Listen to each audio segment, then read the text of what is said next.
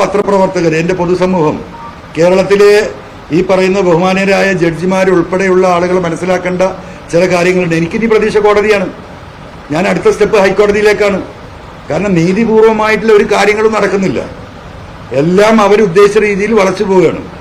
അതിനപ്പുറം ഇപ്പോൾ ഞാനിത് പറയാനുണ്ടായ കാരണം, അല്ലെങ്കിൽ ഇപ്പോൾ ജനങ്ങളുടെ മുമ്പിൽ പാർട്ടിക്ക് നൽകിയ കമ്മിറ്റ്മെന്റ് മാനിക്കാതെ അല്ലെങ്കിൽ അത് ലംഘിച്ചുകൊണ്ട് ഞാനിവിടെ വരാനും നിങ്ങൾ ഇന്ന് കാണാനും ഉണ്ടായ സംഭവം എന്ന് വെച്ചാൽ, ഈ കേസന്വേഷണവുമായി ബന്ധപ്പെട്ട് പോലീസ് നടത്തിയ ഈ സ്വർണ്ണക്കള്ളക്കടത്തിൽ നിന്നും സ്വർണം അടിച്ചു മാറ്റുന്ന ഞാൻ പൊതുസമൂഹത്തോട് പറഞ്ഞ വിഷയങ്ങളുമായി ബന്ധപ്പെട്ട് പോലീസിന്റെ ഭാഗത്തു നിന്ന് കാര്യമായ ഒരു നീക്കവും ഇല്ലാത്തതിന്റെ സ്ഥിതിയിൽ ഞാൻ തന്നെ ഒരു അന്വേഷണ ഏജൻസിയായി മാറി.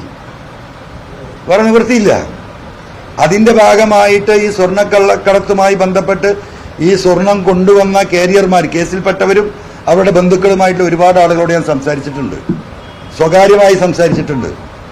അവരുടെ വീടുകളിൽ പോയി ഞാൻ സംസാരിച്ചിട്ടുണ്ട്. ഞാൻ സ്വകാര്യ സ്ഥലത്തേക്ക് അവരെ വിളിച്ചിട്ടുണ്ട്. എന്റെ വീട്ടിൽ അവരെ വിളിപ്പിച്ചിട്ടുണ്ട് തെളിവെടുക്കാൻ. ഇത്തരം ഒരുപാട് കാര്യങ്ങൾ ഞാൻ ചെയ്തിട്ടുണ്ട്. ഇപ്പൊ എന്താണ് മുഖ്യമന്ത്രി പറഞ്ഞത്? ഇതിന്റെ പിന്നിൽ പ്രവർത്തിച്ചത് അൻവറാണോ എന്ന് നോക്കണം. പേരില്ലാന്നേ ഉള്ളൂ, ബാക്കിയെല്ലാം ഉണ്ടല്ലോ. അപ്പൊ ഞാൻ ഈ നടത്തിയ അന്വേഷണങ്ങൾ മുഴുവൻ എന്റെ ഫോണിൽ നിന്നാണ് വിളിച്ചത്. ഞാൻ വാട്സാപ്പിൽ വിളിക്കാൻ പോയിട്ടില്ല, ഡയറക്റ്റ് നമ്പറിലാണ് വിളിച്ചത്. കോൾ റെക്കോർഡ് ഉണ്ടാവും. അപ്പൊ ഇതെല്ലാം കലക്ട് ചെയ്തുകൊണ്ട് എന്നെ അജിത് കുമാർ പറഞ്ഞു കൊടുത്ത ആ സ്റ്റോറിയിലേക്ക് കൊണ്ടുവന്ന് എന്നെ പ്രതിയാക്കാൻ എന്ന് എനിക്ക് സത്യത്തിൽ ഈ പത്രസമ്മേളനം നടത്താൻ കഴിയുമെന്ന് ഞാൻ വിശ്വസിച്ചിട്ടില്ല. ഞാൻ ആദ്യം തന്നെ, എനിക്കിനി പല കാര്യങ്ങളും പറയാനുണ്ട്. ഇത് ആദ്യം തന്നെ പറയുന്നത് ഇവിടെ തന്നെ പിടിച്ചു കൊണ്ടുപോകുമെന്ന് എനിക്കറിയില്ല. ഞാൻ അതിശയോക്തിപരമായി പറയാ എന്ന് നിങ്ങൾ കരുതുന്നുണ്ട്. അജിത് കുമാർ എന്ന് പറയുന്ന ഈ നൊട്ടോറിയസ് ക്രിമിനൽ ഇതിനപ്പുറം ചെയ്യും. അപ്പം അദ്ദേഹമാണ് ഈ CM ഈ കഥാം സ്റ്റോറി എഴുതി കൊടുത്തത്. അതാണ് CM ഇവിടെ വായിച്ച് കേൾപ്പിച്ചത്. CM ഒന്ന് മലപ്പുറത്ത് വിളിക്കണ്ടേ പാർട്ടി സെക്രട്ടറിയെ, പാർട്ടിയുമായി ബന്ധപ്പെട്ടവരെ? എന്താണ് ഈ ചങ്ങാതി പറയുന്നതിന് വല്ല കാര്യമുണ്ടോ? പോലീസ് അവിടെ നിൽക്കട്ടെ.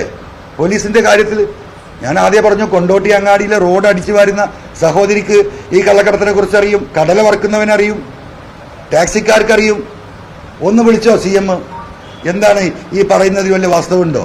എന്താണ് നാട്ടിലെ സംസാരം? ഉണ്ടായില്ലല്ലോ. ഈ അജിത് കുമാർ എഴുതി കൊടുത്ത ആ കഥയും തിരക്കഥയും വായിക്കില്ലേ? അപ്പൊ സ്വാഭാവികമായിട്ടും ഞാൻ കേസിൽ ബുക്ക് ചെയ്യപ്പെടുന്ന അവസ്ഥയിലേക്ക് പോവാണ്. എന്റെ പിന്നാലെ പോലീസ്. ഇന്നലെ രാത്രി 2 മണിക്കാണ് ഞാൻ കിടക്കുന്നത്. ഞാൻ വീട്ടിൽ നിന്ന് നോക്കുമ്പോൾ താഴെ റോഡ് സൈഡിൽ നിന്ന് ചെറിയൊരു സൗണ്ട് കേട്ടു. ഞാൻ ജനൽ തുറന്ന് താഴേക്ക് നോക്കുമ്പോൾ 2 പേര് അവിടെ നിൽക്കുന്നു. ഞാൻ ശബ്ദം ഉണ്ടാക്കാതെ വീടിന്റെ ബാക്കിലൂടെ വന്ന് നോക്കുമ്പോൾ 2 പോലീസുകാരാണ്. അപ്പൊ ഞാൻ വീട്ടിൽ, കാരണം ഞാൻ ഇരിക്കുന്ന റൂമിൽ വെച്ച് ഞാൻ ഫോൺ സംസാരിക്കുന്ന കാര്യങ്ങൾ കേട്ടോന്നറിയില്ല. എടവണ്ണ പഞ്ചായത്തിൽ ഗേറ്റ് അടക്കാത്ത വീടാണ് എൻ്റെ വീട്. 10, 50, 60 വർഷമായി ഗേറ്റ് അടക്കാറില്ല. ഒരു പബ്ലിക് പ്ലേസ് പോലെ കിടക്കുന്ന വീടാണ്. വീടിന് ചുറ്റും എപ്പോഴും ആളുകൾക്ക് വരാൻ, പോകാം, നടക്കാൻ ഒരു റെസ്ട്രിക്ഷനും ഇല്ല. അപ്പൊ ഞാൻ ഇരിക്കുന്ന എൻ്റെ സിറ്റിംഗ് റൂമിൽ നിന്ന് ഒരു പക്ഷേ ഞാൻ ഈ സംസാരിക്കുന്ന മുഴുവൻ കേൾക്കുന്നുണ്ടാവും. മഞ്ചേരിയിൽ നിങ്ങൾ പത്രസമ്മേളനം നടത്താൻ വരുന്ന സ്ഥലത്ത് പോലീസ് വന്നിട്ടുണ്ട്, അതും പാതിരാത്രിക്കാണ്. അപ്പം എന്നെ അറസ്റ്റ് ചെയ്ത് കുഴിയിലാക്കുന്നതിന്റെ മുമ്പ് ജനങ്ങളോട് ഈ കാര്യങ്ങൾ പറയണല്ലോ. അപ്പോൾ ബഹുമാനപ്പെട്ട CM ഈ പറയുന്ന ADGP അജിത് കുമാർ